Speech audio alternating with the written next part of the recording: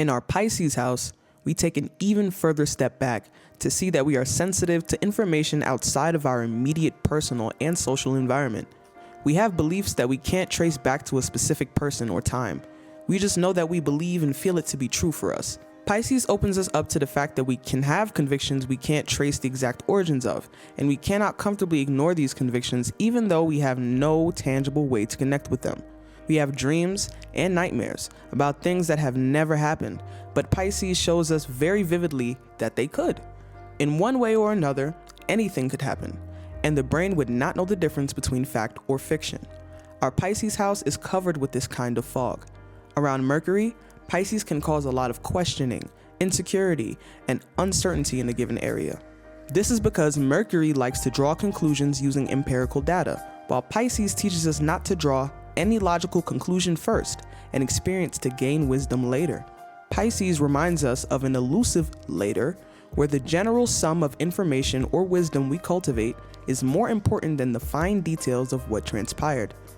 Pisces is a prophecy that the fog will lift, the dream will end, and you will look back unable to recall most of the detail. But the overarching lesson or feeling will never be erased or irrelevant. The lesson was within the watery, Neptunian journey of Pisces in order to cultivate the immaterial faith needed to thrive through periods of material uncertainty. It's the paradox that you are only able to view and understand yourself fully when you are able to look outside of yourself. As a human being, you subconsciously protect and value your human experience and time on Earth. You value your ability to blend into society so that you can continue to thrive and benefit from it. Pisces offers a higher value that requires you to shed your humanity and become receptive to, but firstly aware of, information that is available outside of Earth's memory. It requires you to admit there is always something to learn outside of what humanity has already discovered. You must believe that while you are subject to living your human experience, there is a greater life cycle that you and the rest of the cosmos are subject to.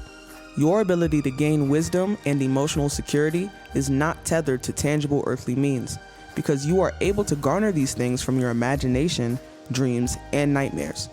Therefore, if we remember our ability to attain these higher values, it is easier to let go of lower valuables we no longer need in order to continue. Moral lines can become very blurry, as with most things in our Pisces house, as the value of human life starts to become more abstract, drifting further away from the typical embodied human perspective. The fact is, humanity will only know where to draw moral lines after crossing them many times.